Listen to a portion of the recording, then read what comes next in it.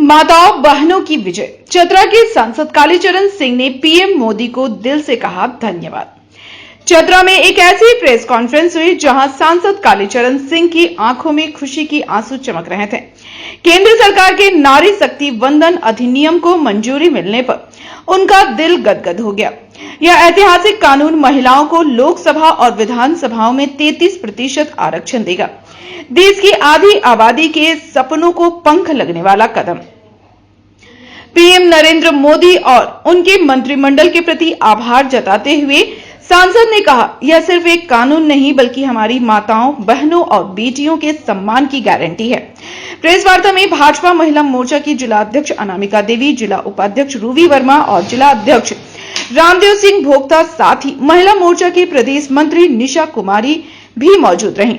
नारी शक्ति वंदन अधिनियम पर सभी वक्ताओं ने भारी बड़ी से अपनी बात रखी।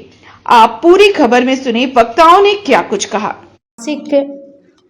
कार्य कदम के पर चर्चा करने के लिए उपस्थित हुए हैं, जो आने वाले समय में हमारी माताओं को, हमारी बहनों को, हमारी बेटियों को एक सशक्त बनने में अति प्रभावशाली प्रतीत होगा।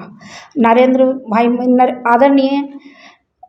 आदरणीय हमारे देश के प्रधानमंत्री आदरणीय श्री नरेंद्र मोदी जी के द्वारा जो ये पारखी नज़र से देखा गया कि जो महिलाएं अपने घर को इतने अच्छे ढंग से चलाती हैं, वो हम हमारे राजनीतिक क्षेत्र को भी अच्छे ढंग से चलाएंगी। और जब से हमारे नरेंद्र मोदी जी प्रधानमंत्री बने हैं, तब से महिलाओं को सशक्त करने के लिए उनकी हर एक कदम आगे बढ़ती देखा जा रहा है। आने वाले समय में देख लीजिए, हमारी महिलाएं राजनीतिक क्षेत्र में भी आगे बढ़ेंगी। 33% जो आरक्षण दिया गया है महिलाओं को, उसके तहत हमारी महिलाएं लोकसभा, विधानसभा सभी में अपना कदम आगे बढ़ाएंगी। महिलाएं सशक्त होगी। छोटी छोटी योजनाएं भी नरेंद्र मोदी जी के द्वारा चलाया गया है, जैसे उज्ज्वला योजना देख लीजिए, महिला हित, बेटी बचाओ बेटी पढ़ाओ, महिला हित की बात है। हमारी नारी शक्ति वंदन अधिनियम जो अभी चलाया गया, ये कार्यक्रम भी मतलब इसकी जितनी सराहनीय किया जाए ये बहुत ही कम है। हमारी नारी कॉन्फ्रेंस में हमारे मीडिया बंधु लोग और यहाँ हमारे चतरा लोकसभा के गार्जियन सांसद महोदय, हमारे जिले नारी शक्ति वंदन अधिनियम के तहत हम लोग यहाँ प्रेस कॉन्फ्रेंस में बैठे हुए हैं। और सबसे पहले तो मैं देश के यशस्वी प्रधानमंत्री मोदी जी को बहुत बहुत आभार प्रकट करती हूँ कि देश के आधी आबादी महिलाओं को सशक्त बनाने का काम प्रधानमंत्री मोदी जी ने किया, और यह संभव हुआ हमारे भारतीय जनता पार्टी के आदरणीय प्रधानमंत्री नरेंद्र मोदी जी के द्वारा। और मैं इस प्रेस कॉन्फ्रेंस के माध्यम से मैं तमाम महिलाओं की ओर से, देश की तमाम महिलाओं की ओर से मैं प्रधानमंत्री मोदी जी को आभार व्यक्त करती हूं कि जो ऐसे अधिनियम लाएं और पंचायत से लेकर पार्लियामेंट तक हमारी बहनों को आने का मौका दिया। इसके लिए मोदी जी को बहुत बहुत धन्यवाद। पहले तो मीडिया बंधुओं को मेरी ओर से नमन प्रणाम। यहाँ उपस्थित नारी शक्ति वंदन अधिनियम के बारे में बात हो रही है। इसका उद्देश्य है, ये मोदी जी ने महिलाओं को सम्मान के लिए नारी शक्ति वंदन अधिनियम 33% आरक्षण लोकसभा और विधानसभा के लिए रखे हैं। वो जानते हैं कि जहां एक कहावत है, जहां नारियों की पूजा होती है वहीं भगवान बसते हैं। इसलिए उन्होंने महिलाओं को सबसे आगे रखा। 2014 में जब हमारे प्रधानमंत्री मोदी जी प्रधानमंत्री बने, तो उन्होंने सबसे पहले महिलाओं को सम्मान देने का काम किया। शौचालय, जो शायद किसी ने नहीं सोचा, और उसे हास्य रूप में विपक्ष लोग बातें कर रहे थे कि अगर प्रधानमंत्री जी दिए भी तो क्या दिए, शौचालय। लेकिन शौचालय के पीछे क्या उद्देश्य था उसको लोगों ने समझा नहीं, हास्य के रूप में निकाल दिया। लेकिन जब उसे हम सही तरीके से समझे तो वो महिलाओं को सम्मान देने का काम किए मोदी जी ने। बहुत सारी घटनाएं शौच के समय होती थी, उससे मुक्ति हुई, स्वच्छ वातावरण मिला। बहुत सारी चीजों को देखते हुए उन्होंने शौचालय का निर्माण करा। भारतीय जनता पार्टी जब से पूर्णतः शासन में आई है, हमारे यशस्वी प्रधानमंत्री देश के आदरणीय नरेंद्र भाई मोदी 2014 में जब सत्ता में आए, उसी समय से उन्होंने नारियों को सशक्त करने के लिए, जिनकी आधी आबादी के कारण से ये देश, जिनके कारण से समाज, जिनके कारण से परिवार सुगम रूप से चलता हो, उनकी चिंता करने के लिए हर पल तैयार रहते हैं। उसी कार्यक्रम के तहत, उसी सोच के तहत, उसी विचारों के तहत 2023 में नारी शक्ति बंधन अधिनियम आया, जिसमें सभी विधानसभा क्षेत्रों में और दिल्ली में महिलाओं की जो सीटों की जो 33% जो उनके लिए आरक्षण की चिंता करने का विचार आया।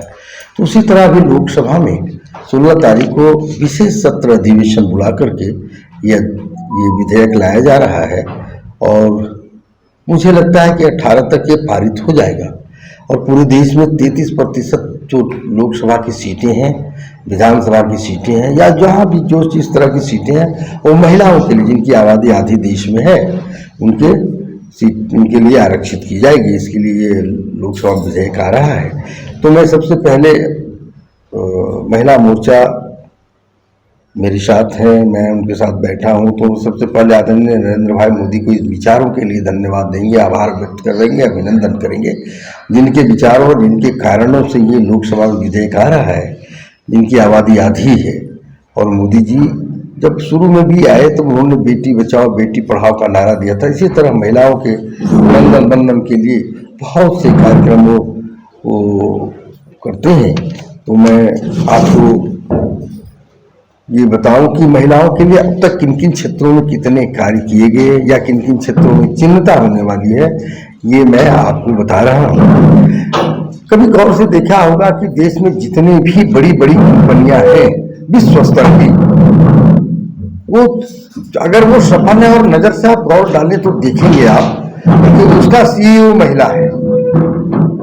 जिस बड़ी बड़ी कंपनियों की अर्थव्यवस्था में भी महिलाओं का इतना बड़ा योगदान है कि आप उसको करें। तभी आप देखे होंगे कि पाकिस्तान की जो गंदी हरकत हो रही थी, उसमें हमारे फाइटर पायलट जो थी स्वयं महिला थी। महिलाओं का योगदान इस समाज, इस देश, चाहे किसी भी क्षेत्र में हो, अर्थव्यवस्था का क्षेत्र हो, रक्षा का क्षेत्र हो, समाज का क्षेत्र हो, शिक्षा का क्षेत्र हो, सभी क्षेत्रों में महिलाओं का जो योगदान है उसका अनुकरणीय है। और वो पुरुषों से किसी मायने में वो ज़्यादा सफल होते हैं और जिन जिन क्षेत्रों में, जिन जिन कार्यों में सीईओ है, वो सामान्य परिस्थितियों से ज़्यादा विकसित है। इसीलिए भारत के प्रधानमंत्री जी ने ये 2-3 चीज कुछ अपने ढंग से भी प्रयास करने, जैसे जो हम आवास दे रहे हैं प्रधानमंत्री आवास, उसमें उन्होंने प्रयास किया कि महिलाओं के नाम से हो। जैसे उन्होंने मुद्रा लोन की भी बात है तो महिलाओं के नाम से ज़्यादा 69% स्टार्टअप इंडिया है महिलाओं के नाम से। जिन जिन क्षेत्रों में महिलाओं को दिया गया, चाहे ऋण दिया गया, चाहे स्टार्टअप किया गया, चाहे घर दिया गया, तत्काल वो बहुत उन्नति हुई। और जहां अन्य वर्गों की बात है तो वो उतनी संपन्नता नहीं हो पाई। इसलिए हर क्षेत्र में नरेंद्र भाई मोदी जी ने जो महिलाओं को आगे लाने का प्रयास कर रहे हैं, आज आप तक किए हैं, वो इनको एक सशक्त बनाने के लिए, इनको ताकतवर बनाने के लिए, विकसित भारत का जो 2047 का जो हमारा लक्ष्य है, उसमें महिलाओं के बगैर हम नहीं कर सकते। इसलिए नरेंद्र भाई मोदी जी ने जो उन्होंने नारा दिया, सशक्त महिला सशक्त देश, नारी वंदन अभियान का इस कार्यक्रम के तहत है। तो आज आप सभी आए और आपको एक एक प्रति मिल जा रहा है जो इसका पूरा विधिवत जो विस्तृत है, और महिला मोर्चा भी आपको संबोधित करेंगी। मैं इन्हीं शब्दों के साथ मैं एक बार आपको स्नेह, आभार और अभिनंदन। अच्छा, ये 33% का जो है, देखिए असल में बहुत ऐसी परिस्थितियां हैं जिसमें कोई दूसरा व्यक्ति किसी का हक न ले ले, उसकी चिंता ज्यादा होता है। तो स्वाभाविक है, जैसे एसटी है, एससी है, उनका वर्ग है, तो उनके भी उनके वर्ग है ना। बहुत से ऐसे होते हैं जो सभी वर्गों में, चाहे एसटी हो, एससी हो, ओबीसी हो, ओबीसी 1 हो, 2 हो, नेक्स्ट जो व्यवस्थाएं हैं, सभी वर्गों में महिलाओं